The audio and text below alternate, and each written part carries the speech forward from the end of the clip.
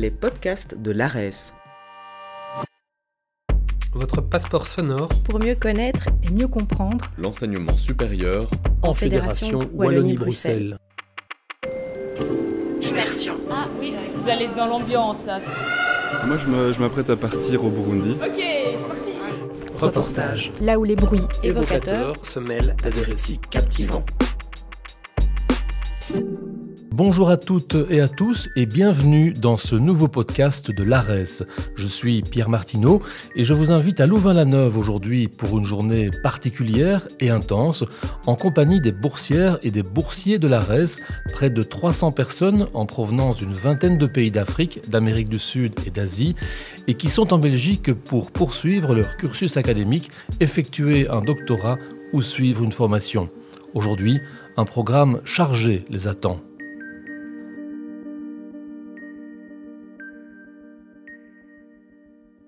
Camille, c'est le Welcome Day. Explique-nous un petit peu le programme de la journée. Aujourd'hui, on s'est rassemblés déjà pour une journée entière. Camille Rougiers est chargée de projet à l'ARES. C'est-à-dire qu'on est ensemble depuis ce matin, 9h45.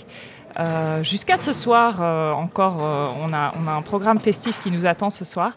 Et ce matin, on s'est rassemblés tous ensemble pour poser les bases d'une réflexion qui a été menée tout au long de la journée, qui était de questionner le rôle et le potentiel, les potentielles responsabilités de l'enseignement supérieur, de la coopération académique face aux défis environnementaux et climatiques qui se posent aujourd'hui. Alors, j'ai le plaisir de vous présenter notre premier intervenant de la journée. J'invite Bossissi Nkouba, le professeur Bossissi Nkouba, à me rejoindre ici sur scène.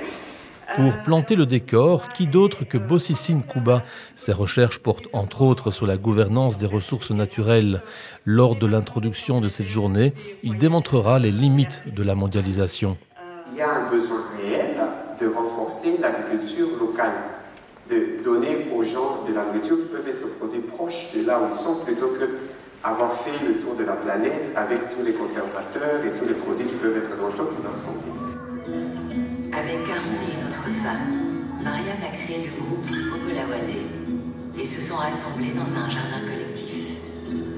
Montrer le champ des possibles de la transition écologique, c'est l'objectif du documentaire produit par les ONG Umundi, Île de Paix et Autres Terres. En 60 minutes, Sur le champ, montre l'urgence à construire des modèles de production alternatifs, viables, responsables et davantage centrés sur l'être humain. En Belgique, comme au Burkina Faso, au Pérou, des femmes et des hommes innovent, coopèrent, luttent pour leur droit à l'alimentation et pour une agriculture juste et saine. Le chemin a été long pour prendre conscience de l'importance des enjeux. Et comprendre n'est que la première étape. C'est par nos choix que nous devenons citoyens. Un citoyen dont la voix vient s'ajouter à toutes celles qui affirment leur droit de décider ensemble du monde de demain. Armel Lequefac est doctorant en anthropologie à l'UC Louvain. Il a également bénéficié d'une bourse de l'ARES pour suivre un master de spécialisation en environnement, développement et société. Comme nous tous, il a visionné le film Sur le champ. Il nous donne son point de vue. Au Cameroun, je sais qu'il y a des masters en agroforesterie, mais la limite que je pourrais apporter à ce niveau, c'est les logiques productivistes de ce type de formation. C'est-à-dire, lors des formations, il est toujours question d'optimiser les rendements, d'optimiser la production pour augmenter ses revenus. Ce qui s'inscrit parfois en dehors en fait, de ce que veut l'agroécologie en elle-même. Autre spectatrice attentive de ce documentaire, en partie tourné dans son pays, Adèle Ouedraogo. Adèle vient de Bobo-Dioulasso, la deuxième ville du Burkina Faso, où dès le plus jeune âge, sur le champ familial, elle s'intéresse à l'agriculture. Bien des années plus tard, elle réalisera elle aussi une thèse de doctorat à l'UC Louvain. Durant ma thèse, j'ai caractérisé les pratiques maraîchères au Burkina Faso et j'ai évalué l'effet de ces pratiques sur la qualité du sol. la qualité physique, chimique et biologique du sol. Et actuellement, vous travaillez sur ce sujet-là au Burkina ? Oui, en fait, le travail que je fais actuellement se base un peu sur les conclusions de ma thèse, parce que l'une des grandes conclusions de ma thèse était de promouvoir l'utilisation des fertilisants organiques de bonne qualité. Et sur cette base, aujourd'hui, je travaille sur la formulation des biofertilisants à travers la valorisation des déchets ménagers, agricoles et agro-industriels. Les agriculteurs et agricultrices au Burkina Faso sont sensibles à ce type de recherche, à ces nouveautés qui sont proposées en termes de culture urbaine ou même rurale ? Oui, les agriculteurs aujourd'hui sont assez sensibles parce que on voit déjà qu'il existait déjà avec l'agriculture conventionnelle et tout une dépendance vis-à-vis des intrants qui ne sont pas souvent assez accessibles, et de plus en plus également il y a certains agriculteurs et également une partie de la population qui commence tout doucement à prendre conscience également de l'utilisation, des méfaits de l'utilisation de certains intrants chimiques tels que les pesticides chimiques. Alors comment développer au mieux l'agroécologie justement au Burkina, mais bien au-delà aussi ? Est-ce que cela passe effectivement par une prise en main interdisciplinaire ? C'est un peu le chemin qui est effectivement proposé pour diffuser à grande échelle ce concept-là ? Oui, la prise en main interdisciplinaire aujourd'hui est incontournable pour promouvoir l'agroécologie dans nos pays. Et en plus de cela, il faut également mettre les agriculteurs, la population au centre des décisions. Il faut qu'il y ait une approche qui implique tous les acteurs, qui va des problèmes, des réalités des agriculteurs, et que ce système également soit un système d'échange. Un système qui valorise déjà les connaissances endogènes et un système également qui permet de promouvoir les interactions, qui permet une synergie d'action entre tous les acteurs. Progressivement, mais sûrement, l'enseignement supérieur s'adapte et prend ses responsabilités face à cette transition environnementale. L'offre de formation se fait plus riche. Armel et Adèle en sont témoins au Cameroun et au Burkina Faso. Au Cameroun, je sais qu'il y a des masters en agroforesterie, mais la limite que je pourrais apporter à ce niveau, c'est les logiques productivistes de ce type de formation. C'est-à-dire, lors des formations, il est toujours question d'optimiser les rendements, d'optimiser la production pour augmenter ses revenus. Ce qui s'inscrit parfois en dehors en fait, de ce que veut l'agroécologie en elle-même. Il y a une prise de conscience actuellement et dans les universités, il y a le cours d'agroécologie qui se donne très bien actuellement au niveau des universités. Il y a même des filières agroécologie au niveau de nos universités. Nous avons par exemple l'université de Fada où il y a une filière sur l'agroécologie, l'agriculture durable et tout. Donc de plus en plus au niveau des universités, on est en train d'aller également vers cette dynamique pour promouvoir l'agroécologie. Et également dans nos centres de recherche, nous avons beaucoup d'équipes de travail pluridisciplinaires également actuellement qui sont en train de se constituer pour pouvoir mener des recherches en collaboration avec les agriculteurs afin de pouvoir proposer des solutions vraiment qui soient durables. Nous avons l'exemple par exemple du Centre régional d'excellence en fruits et légumes qui regroupe deux instituts, l'Institut de recherche en sciences appliquées et technologies et l'Institut national de l'environnement et de la recherche agricole, qui regroupe tous ces chercheurs ainsi que les chercheurs des différentes universités et d'autres chercheurs de la sous-région qui essaient de travailler ensemble dans des équipes pluridisciplinaires pour pouvoir développer des pratiques en collaboration avec les agriculteurs afin de pouvoir proposer des solutions. La recherche, c'est le domaine de Julie Hermès. Professeure d'anthropologie à l'UC Louvain, elle explore les thématiques des transitions écologiques et des systèmes alimentaires.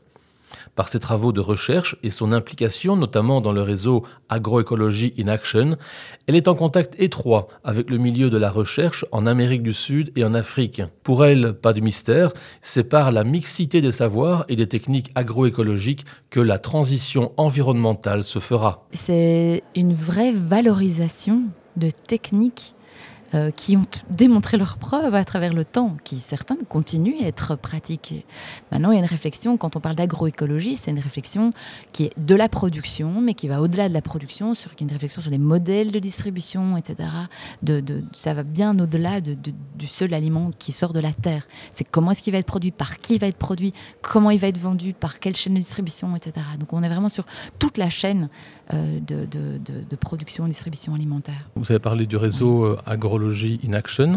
Quelles sont un peu les activités phares de ce réseau-là et quelle est sa raison d'être ? Alors c'est un réseau qui existe depuis, je pense, 8-9 ans, en tout cas, peut-être une petite dizaine d'années en Belgique, et qui a eu pour vocation de réunir les 3 piliers qu'on peut dire de l'agroécologie. À la fois le volet, bien sûr, des praticiens, parce que c'est des praticiens sur le terrain qui produisent. Il y a celui des militants, des personnes qui vont militer la cause et pour les intérêts multiples dont on a déjà pu évoquer par rapport à l'agroécologie. Et puis la recherche, le monde scientifique et académique. Ces 3 dimensions se retrouvent au sein d'Agroecology in Action qui rassemble des associations, des citoyens, des producteurs, des scientifiques, etc. Un événement thématique de cette ampleur se prépare collectivement. L'ONG Umundi et Uniforcoop, le consortium des ONG universitaires, ont identifié mais aussi animé une série d'ateliers durant la journée. And I'm here today with you to discuss the link between gender and ecology. I'm actually someone who's here to moderate the discussion with you, and for that I have a couple of tools.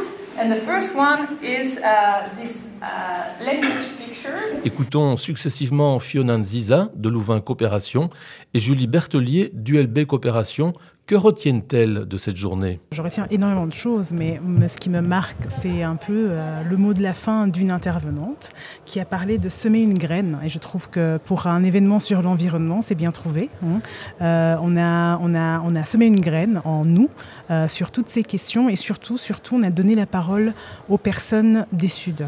Et ça, c'est très important. C'est ce qu'on a voulu, même dans le dernier panel, de pouvoir les entendre, de pouvoir entendre leurs idées, leurs expériences et leur manière de voir les choses. Et je pense que c'est ce qui transparaît un peu dans tout l'événement. C'est qu'on les a entendus, on a entendu des idées qui sont autres, qui sont différentes, mais aussi qui nous rassemblent. Le fait d'agir de concert aussi entre les chercheurs, mais aussi, on va dire, les personnes engagées au sein des ONG, c'est une nécessité d'avancer ensemble, c'est important ? Oui, c'est important. C'est aussi ce qu'on essaye de définir quand on se définit comme ONG universitaire, c'est que le travail scientifique lié au terrain, lié à une problématique du terrain, permet d'alimenter nos actions, de toujours être dans une posture de réflexion sur pourquoi on agit et comment on agit. Et souvent, quand on est dans l'opérationnel, on est le nez dans le guidon et la recherche, la collaboration avec la science nous permet d'avoir ce pas de côté sur nos actions pour vraiment être toujours dans pourquoi on fait ça. Et je pense que c'est primordial d'être toujours dans cette collaboration avec le monde universitaire en tant qu'ONG. Dans les semaines à venir, l'ARES va analyser les idées partagées dans les ateliers à l'issue de la projection du documentaire et lors de la conclusion de la journée. Pour Camille Rougirs, c'est une occasion unique pour l'ARES d'améliorer tant sa stratégie de coopération que sa politique environnementale. Au niveau de l'ARES, on doit s'engager sur une politique environnementale et aujourd'hui c'était aussi l'occasion de pouvoir aborder ces questions avec les boursières et les boursiers qui sont les parties prenantes à nos programmes et de ne pas avoir uniquement une vision de l'ARES avec des intentions de l'ARES, mais de sonder aussi quelles sont les préoccupations, quelles sont les priorités pointées par les boursières et les boursiers sur ces enjeux. Et donc, on espère pouvoir faire transparaître des conclusions de la journée dans cette politique environnementale et pouvoir dresser quelques plans d'action sur des sujets qui ont été pointés aujourd'hui. Au terme de cette journée, avec le regard d'une génération amenée à construire le monde de demain, quel sentiment prédomine ? Faut-il se montrer pessimiste ou optimiste face à la marche du monde ? Je dirais réaliste. Je me situe dans l'entre-deux. Dans l'entre-deux. Optimiste si les recommandations qui sont faites sont suivies, pessimiste dans le cas où ces recommandations ne sont pas suivies.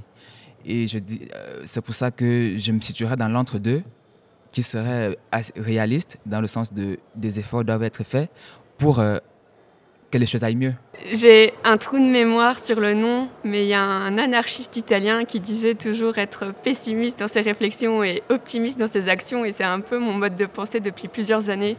Je pense que c'est vrai qu'on est face à de nombreux défis, mais une journée comme ici, on voit qu'on arrive à rassembler des personnes de plein de pays différents. On était plus de 300. Ils vont tous, à travers les programmes de l'ARES, être renforcés, mais on a aussi senti aujourd'hui l'importance de la réflexion collective qui nous pousse à agir et qui nous pousse à agir, je pense, dans un monde meilleur et plus solidaire. Et donc c'est ça qui me motive. Je suis optimiste parce que déjà, dans mon pays, je vois déjà qu'il y a une prise de conscience, il y a une dynamique. Parce que le Burkina Faso a signé, a adopté la stratégie nationale de l'agroécologie. Ça, c'est déjà un grand pas. C'est déjà un grand pas qui encourage, et de plus en plus il y a des initiatives qui naissent en tout cas pour promouvoir en tout cas ces pratiques agroécologiques. Mais il y a encore du travail à faire. Il y a encore du travail à faire et il faut que tous les acteurs vraiment puissent s'impliquer, que ce soit la population, que ce soit les sociétés civiles, que ce soit également les agriculteurs, que ce soit les chercheurs. Tout le monde, que ce soit les politiques, tout le monde vraiment doit continuer en tout cas à travailler. Donc je suis vraiment optimiste et je vois comment les chercheurs également sont engagés dans cette dynamique-là à travers les résultats de recherche qui sortent. Et également, nous avons assez de ressources au niveau du Burkina qui doivent être valorisées. Des ressources qui peuvent aider cette transition agroécologique et qui doivent être valorisées. Et je pense qu'avec un peu plus d'accompagnement au niveau des acteurs, au niveau des chercheurs, je pense qu'on peut y arriver. Pour l'ARES, prendre du recul pour adapter au mieux la stratégie de coopération et apporter les meilleures réponses possibles à ces multiples défis sont les priorités des prochaines semaines. Le chantier est colossal. Je m'appelle Pierre Martineau et j'étais ravi de vous faire vivre cet événement. Ravi également d'avoir accueilli à ce micro étudiants et chercheurs d'ici et d'ailleurs, prêts et prêts à collaborer à ce vaste chantier. À très bientôt.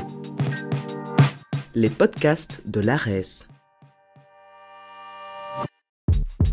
Merci d'avoir embarqué avec nous dans cet épisode du podcast de l'ARES. Retrouvez nos interviews, nos tables rondes et nos reportages sur votre plateforme de podcast. À bientôt pour de nouvelles découvertes.